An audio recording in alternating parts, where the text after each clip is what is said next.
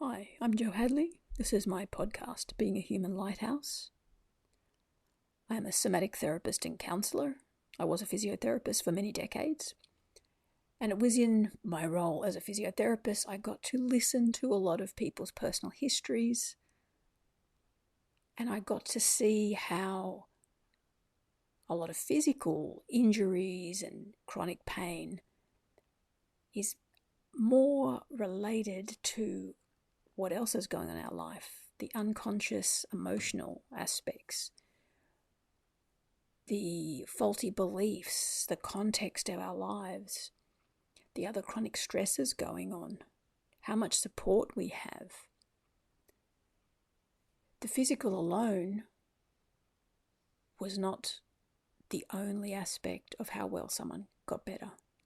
Many people are stuck in chronic pain and chronic illness and chronic cycles because they keep trying to fix the physical, try and fix the physical. That's one aspect. It definitely has to be addressed. But often other aspects are missed or not even in people's awareness. The thoughts that we have are important. One faulty thought repeated often enough can become a belief.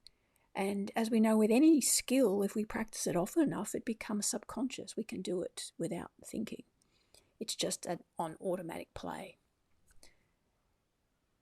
This happens, with any skill. If you learn a sport, like how to play tennis, you have to think about doing a forehand. You have to really concentrate in learning the stroke. But once you hit enough forehands, you can just do it really quickly without thinking. Any habit is formed this way. There is lots and lots of research which supports we have to look at more than just the physical. We've got to look at the mental, emotional, and even the spiritual. The emotional and spiritual are probably my particular favorites because I always like to look at what is missing, what is not working that we haven't seen yet, and work on that. In the emotional field, the somatic work that I do helps people to become aware of how our emotions and things that have happened to us that we haven't been able to deal with adequately at the time because it wasn't safe to do so, or we didn't have the safety and security or support needed to address those issues at the time, they often get stored in our body. They take up a lot of energy. And that energy takes away from the ability of our digestive system, our thought processes, our immune system.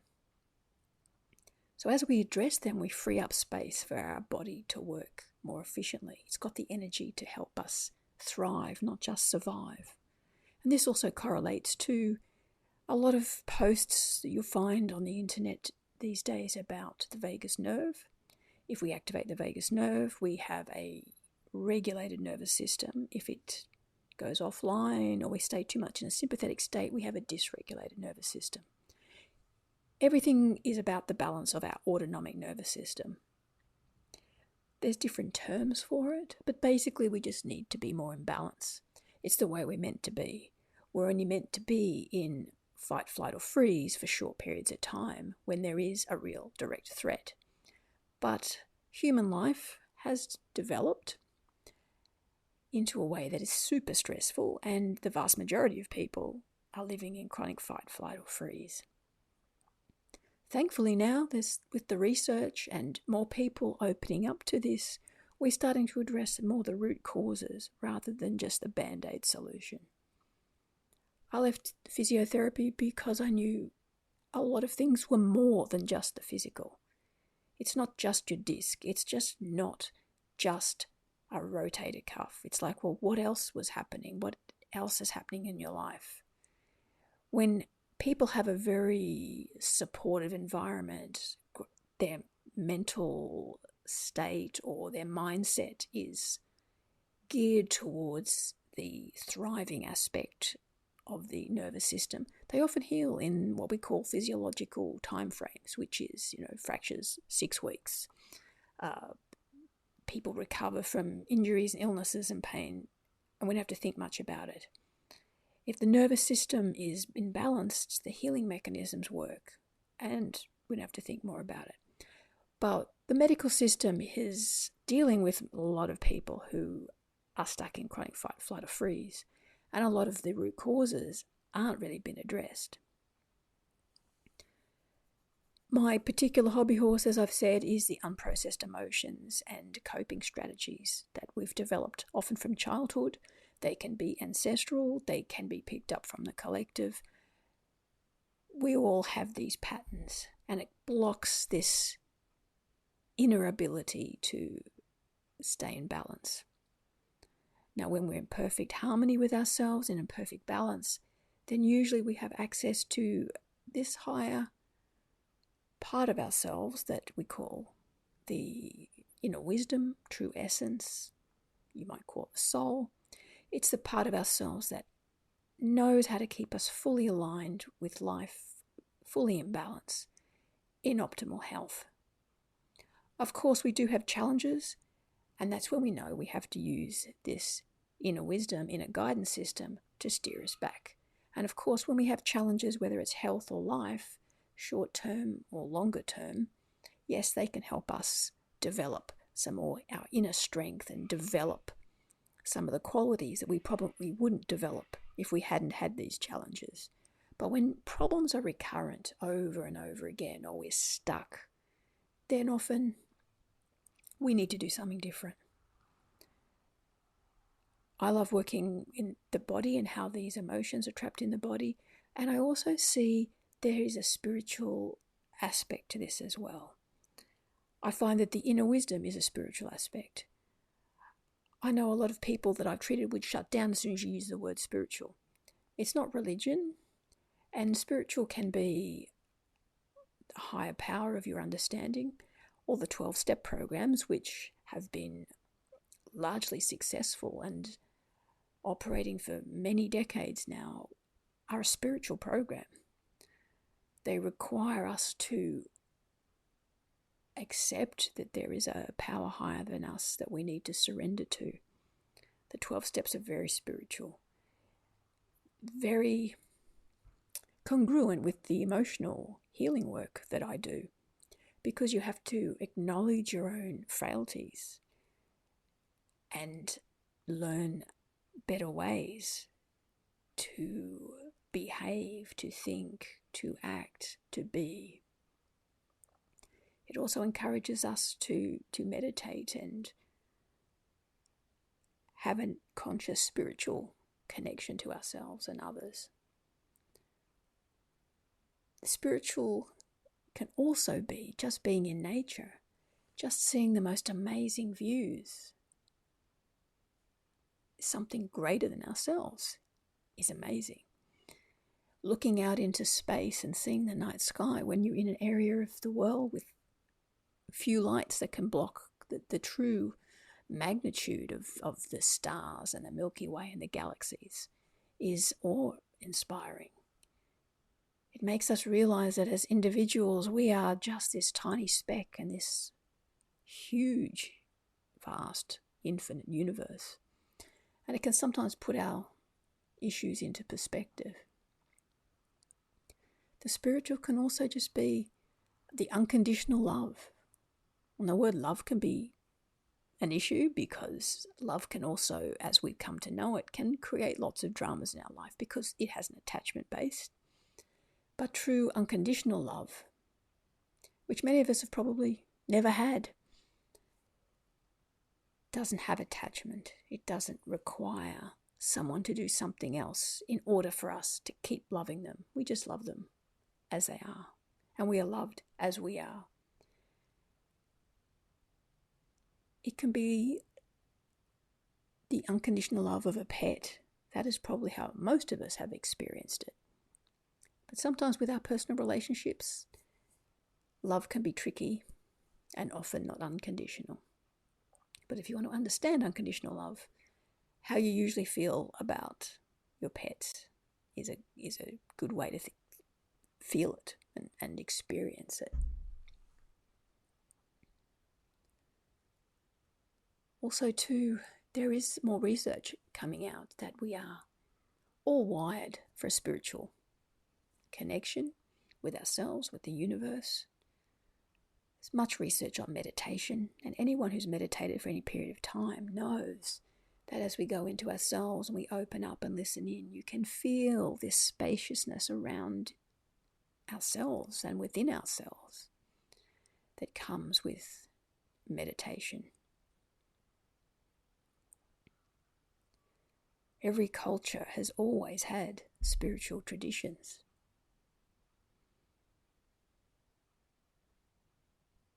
And the more connected we are with this spiritual aspect of ourselves, often it makes healing and overcoming challenges. I hesitate to say the word easier, but it often helps with our resilience and helps people get through, and often helps people get out of their stuck patterns. I know the work that I do, when people are open to the spiritual, to the possibility that there's more than just our bodies, that we are connected to the earth, to the universe, we're interrelated. When people understand what, and HeartMath has got great visuals about how the heart has this bioelectric field at least 3 feet around us, and it influences every cell in our body and is way more powerful than even the brain. So when we're in this heart rate variability, a good heart rate variability, it helps balance everything. And again, that comes back to a regulated nervous system. So it changes not only biochemistry, as in every thought changes our biochemistry. So the body and mind are connected, but also bioelectrically. Every organ, every cell has its own electricity, bioelectric field. We have lots and lots of currents and energy flow through us. It is a fact. So the physical appears to be just one solid object, but we are like a multitude of fields all interacting within us. And it's easy to see this when we tune into ourselves and start to listen to ourselves and get more in contact with our own inner wisdom. We can start to clear the channels to receive that. I mean, anytime you've been in a room on your own and felt peaceful and calm, and then someone angry comes in and you sort of tense up, we are reacting. We are connected. We are picking up other people's energy. If we were just our own physical bodies alone, then other people wouldn't bother us. And if we were just physical entities just alone, then we could peacefully coexist in the world on our own. But we can't. We need everybody else, because we all are a piece of a much bigger tapestry and puzzle that I see glimpses of, but I'm very aware there's probably so much more I don't see.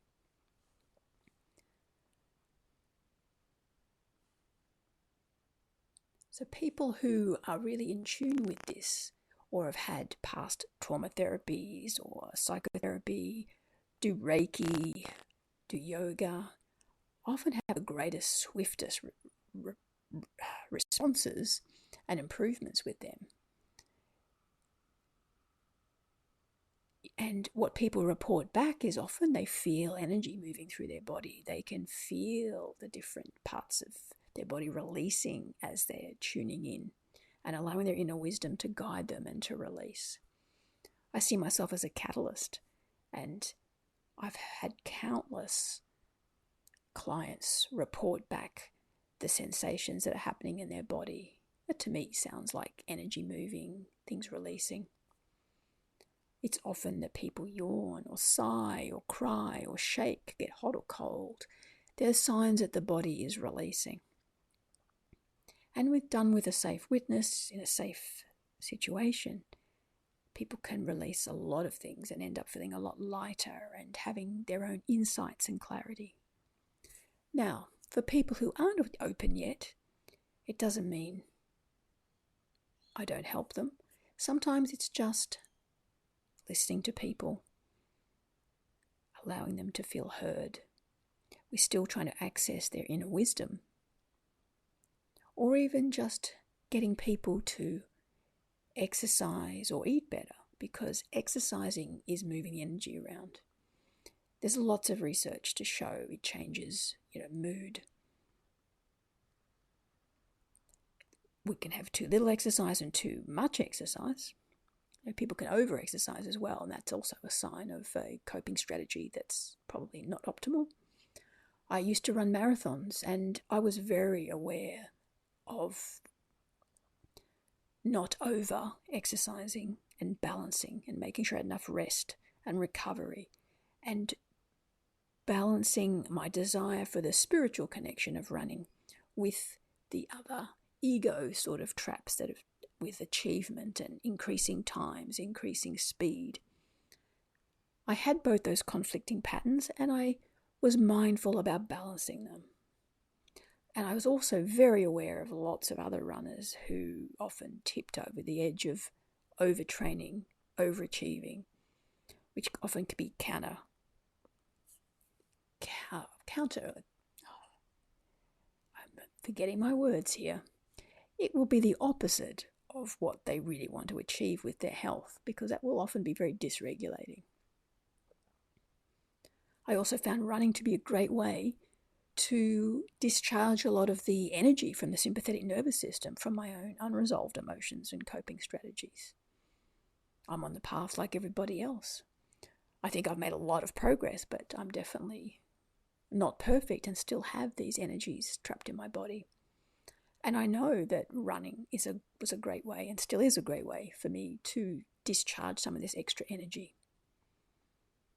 Even with the somatic work I do, a lot of times people can shift and have improvements and feel lighter from the work that I do. But also too, the body can be signaling what it needs. It can be signaling via the inner wisdom what other activities it requires to get into a balance and to let go. It can be running, it can be moving, it could be dancing, it could be singing, it could be maybe screaming. It could maybe be going to see an acupuncturist. It may be going to see a naturopath, or it may be seeing a doctor. It's what the inner wisdom brings up as insight. So it could be to go somewhere else and have other therapy that needs to remove the block, because there are physical blocks as well. I worked a lot with the fascia for many years and saw that the physical system can often get blocked, and as you release the fascia, the emotion releases. We often don't even have to know what it is releasing. People often just feel lighter and better and a sense of well-being. And the movement often changes. The posture often changes. I had quite a few people get up after a fascia session and go, oh my God, I feel taller. I feel more open, as the posture opens up.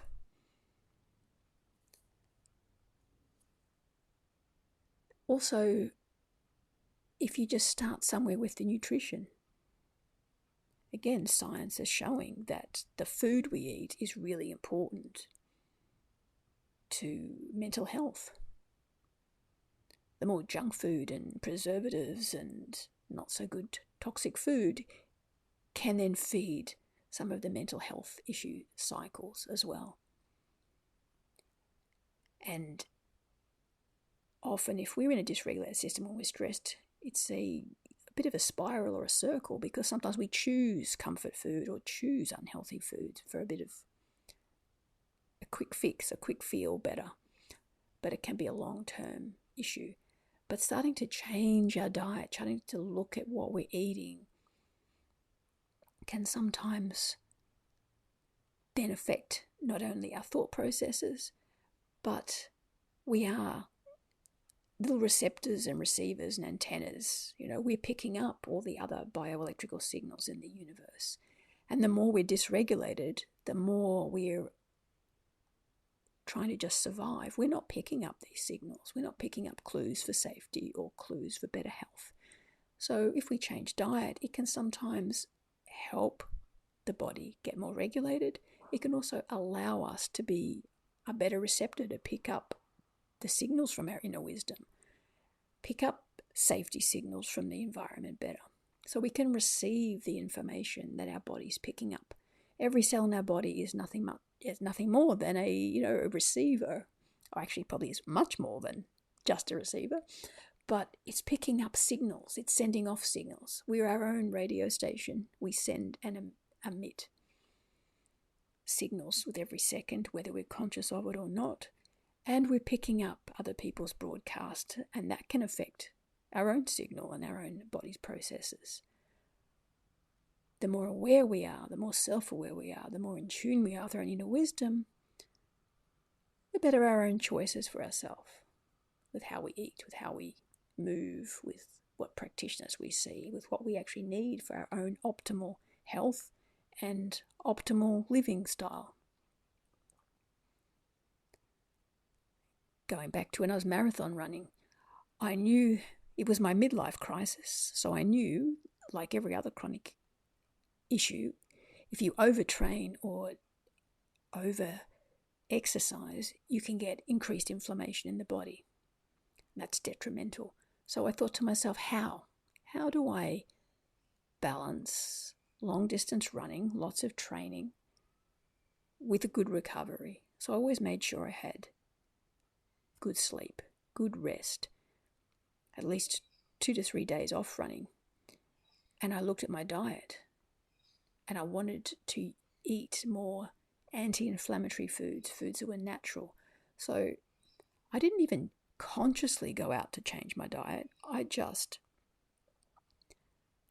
wanted to use food to help my body recover.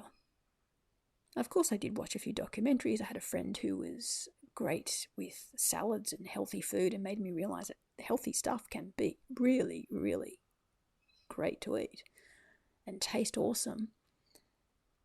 So just by wanting my body to recover better so I could do what I wanted to do, which was run long distances, over time, without even thinking about it, I found that I no longer needed sugar in my coffee. I no longer needed anything really sweet. I had very little sugar, and anything with preservatives got taken out. So then I was eating quite clean and looking at foods that had an anti-inflammatory component to it to help. So without even trying, I just realized, wow, my whole diet's changed.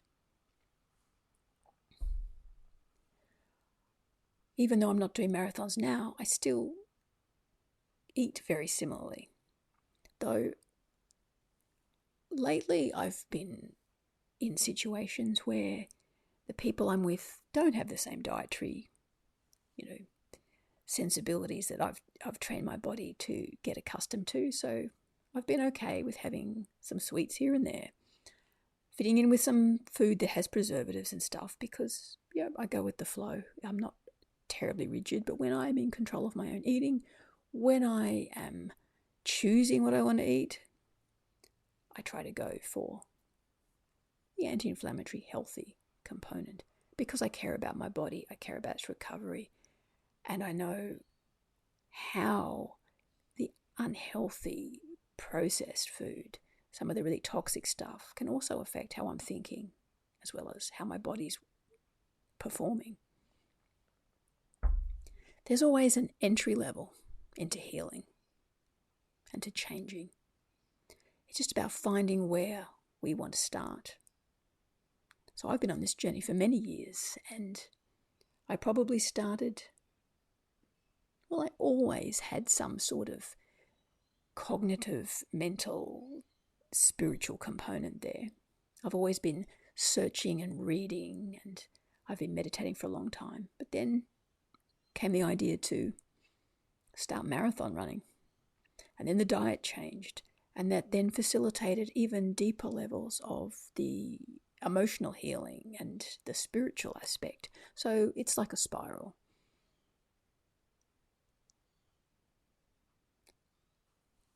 So we just have to start somewhere and basically just care about ourselves and care about who we are and how we want to live as joyfully, as healthily as possible. And then learn to listen to the body to see what it wants and needs.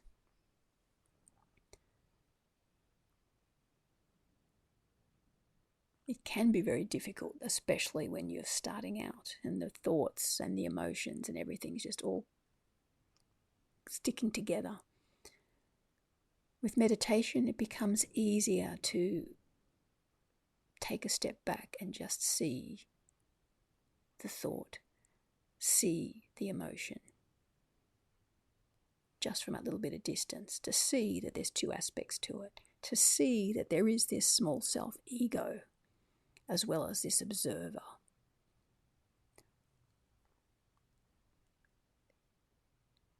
That can be really tricky if someone hasn't seen those two or been able to separate. And for me, that's probably a good first step, is just learning to tune in and see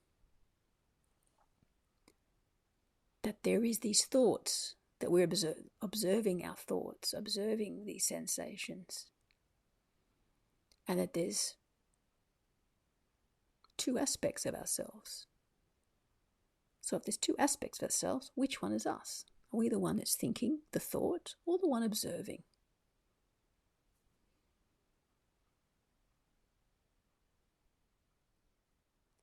And over time, you start to be the observer and notice much more and be slower to react so that you actually get better at responding when things come up. I still get lots of, anger, irritation, judgment coming up, but I'm getting better and better at going, wow. Definitely having a bit of an anger thought. I can feel my body tensing up, so I can be the observer and notice it. But it's a journey, it's a process. It's one step at a time. And the most important thing is you take the one step. It has to be your step. And there's infinite ways to get to true health and healing and to access your inner wisdom. I'm just musing about how I do it and how I assist people on their journey. So I think this week I'm going to skip my little meditative healing process because I've talked a long time, and I shall see you next week.